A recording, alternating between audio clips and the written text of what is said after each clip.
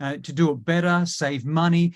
I know time is our biggest risk factor when it comes to cleaning anything that's in the built environment. So being able to do a really thorough, deep dive analysis and work with these organizations like these airports, convention centers, and hotels has been absolutely fascinating. I've learned so much. I've talked with you before about this, and I think in one of our previous interviews, you had alluded to this also, that these larger facilities actually are almost like a living entity unto themselves.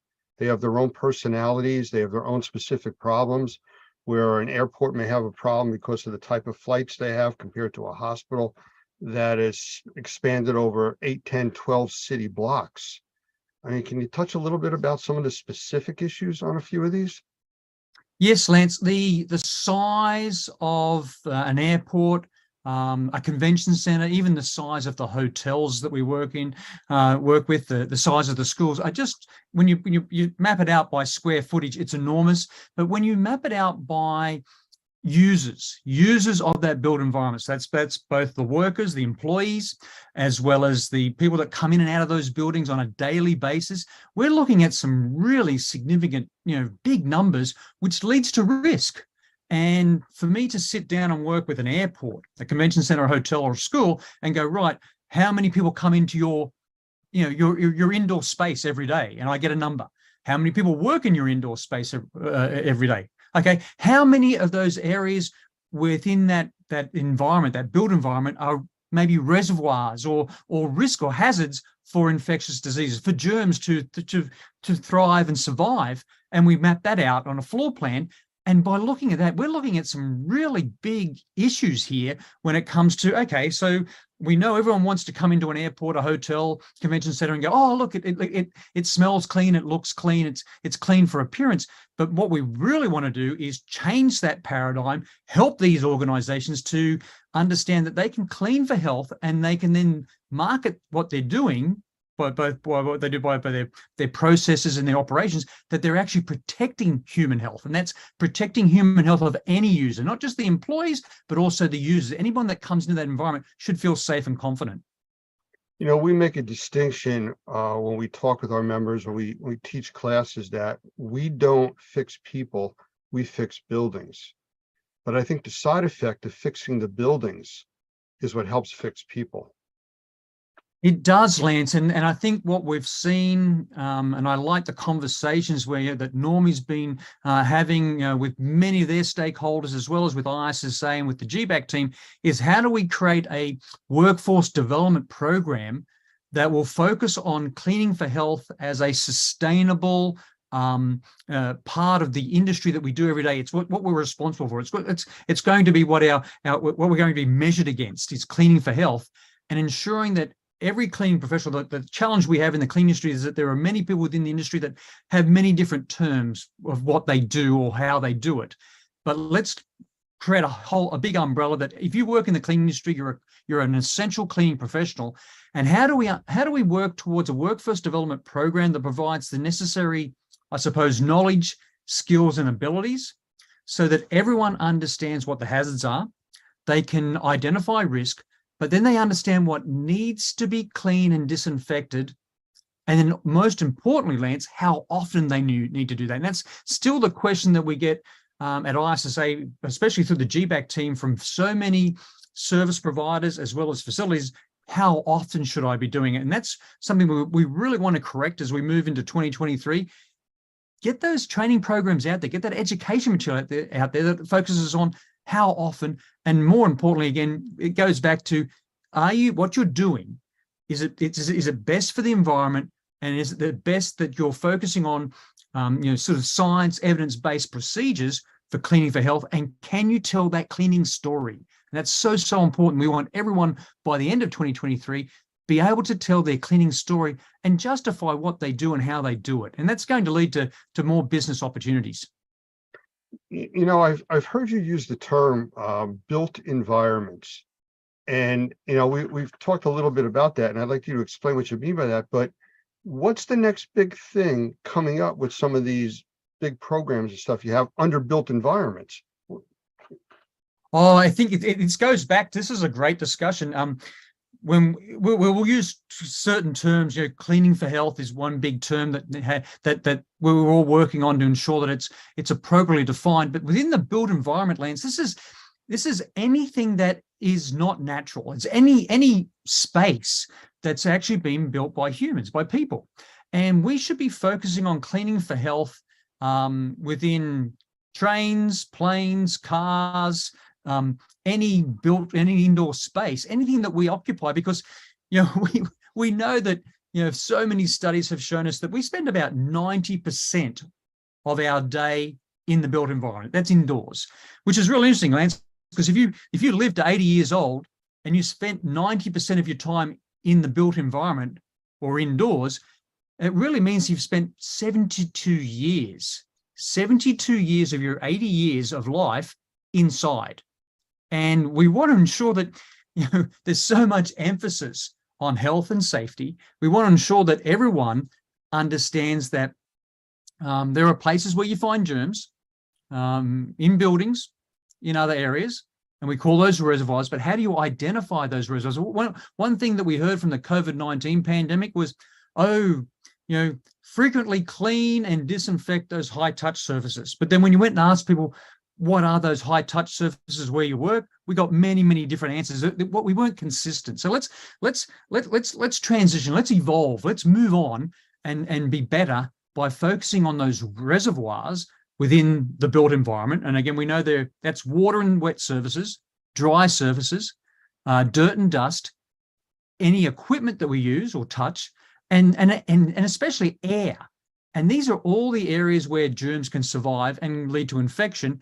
And let's focus on those reservoirs and move that forward as being our main focus to come up with solutions that work, that are affordable as we clean for health.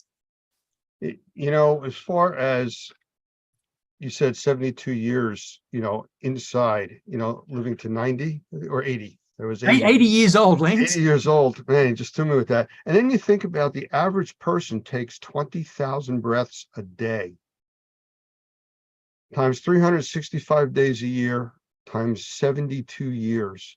That's a lot of indoor breathing. And indoor air quality, as the big umbrella, shows the importance there of how much exposure people really have in those environments.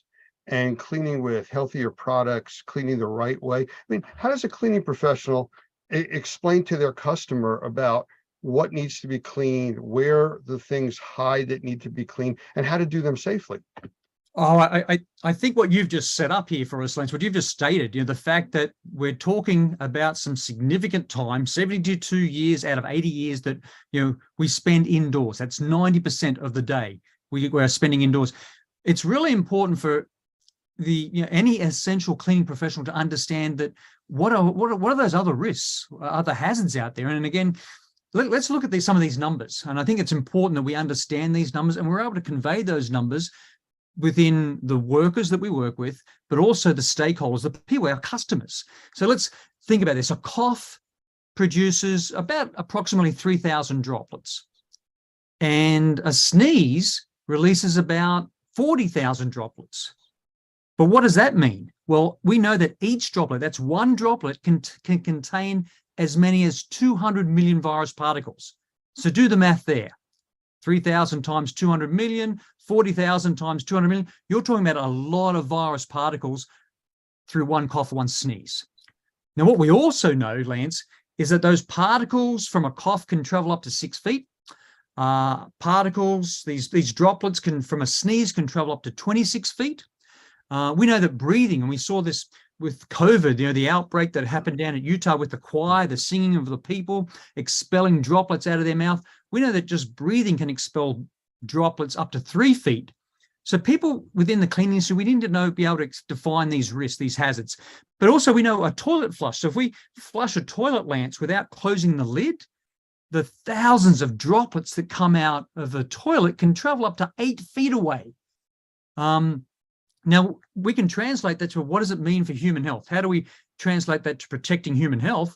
Well, a person can be infected with a viral disease. It might be COVID-19, it might be flu, it might be a rhinovirus, an adenovirus, it might be other viruses. But with as little as 1,000 virus particles. So with as little as 1,000 infectious virus particles can infect a person and make them sick.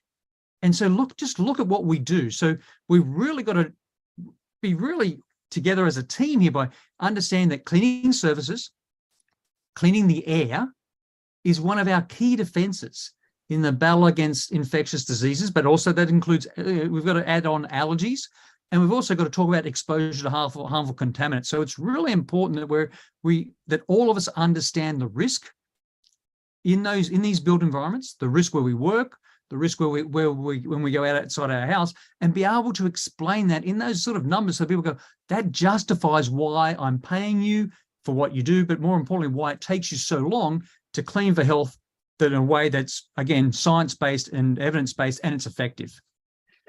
So what would you say is the things that a cleaning professional would need to know to protect themselves and the public or their employees about germs? Basically, we'll call it germs, viruses, bacteria, mold, whatever, microbial contaminants in a environment.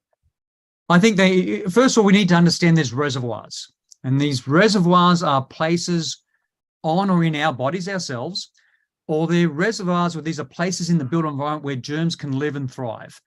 And for germs to spread, they have to spread between and among these reservoirs. So if we looked at the human body, there's 4 reservoirs. There's the skin, there's the gastrointestinal system or gut, there's a respiratory system, and then there's blood and fluids from our body. And I want everyone to understand that when we talk about blood and fluids, think about anything that's wet from a person's body can actually have germs in it.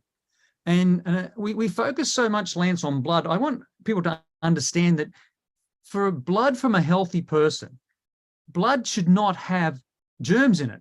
It shouldn't be infectious. It should be sterile. Blood has germs in it when you get blood from a person who has a disease or has some sort of infection.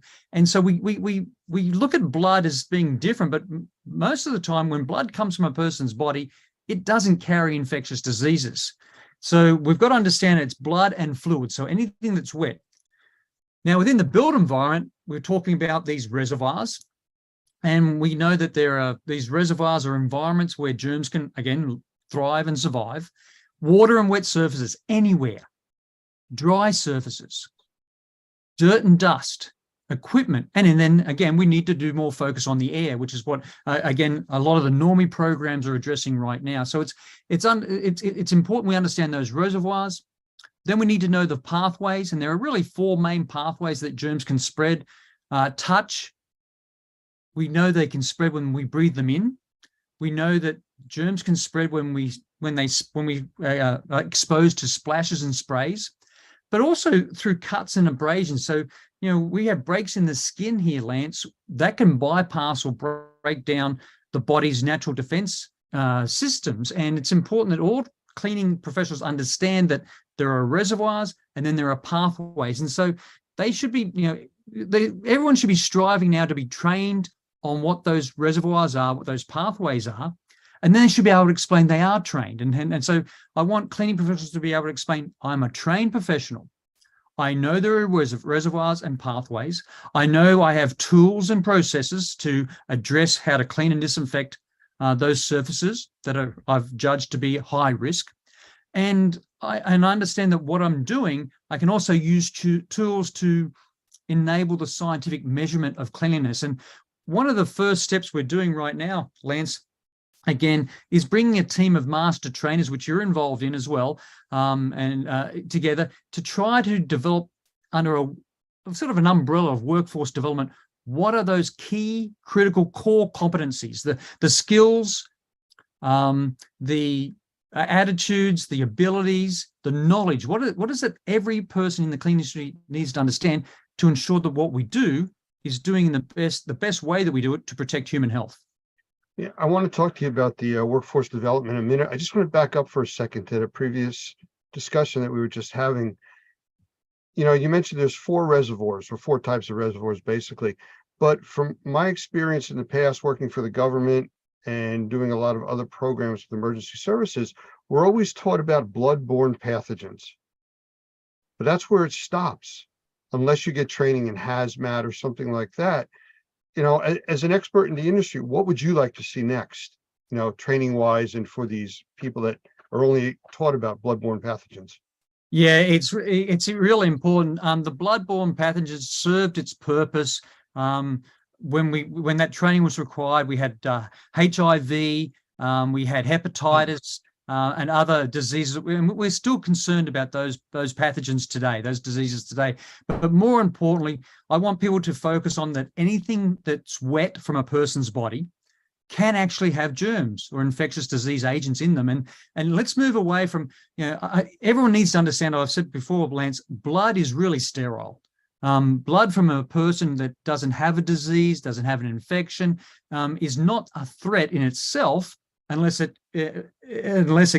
comes from someone who is infected. But the problem is we don't know that. We don't have that information when we go to clean up a spill, for example, on a floor or on a door handle or on another object in a room that's covered in blood. We don't know where it came from. We don't know what the underlying conditions were of the person where that blood actually originated from. So it's really important. We still have to carry out all those precautions for blood because it's just an unknown. But more importantly, we need to expand our knowledge base, understand that we need to expand our training to understand that blood and fluids, that's anything that's wet from a person's body, is a real risk for spreading infectious disease agents or pathogens, and focus on that, and move away from, it's a sneeze, it's a cough, it's urine, it's diarrhea, it's vomit. No, these are all, for me, as an infectious disease expert, are high risk.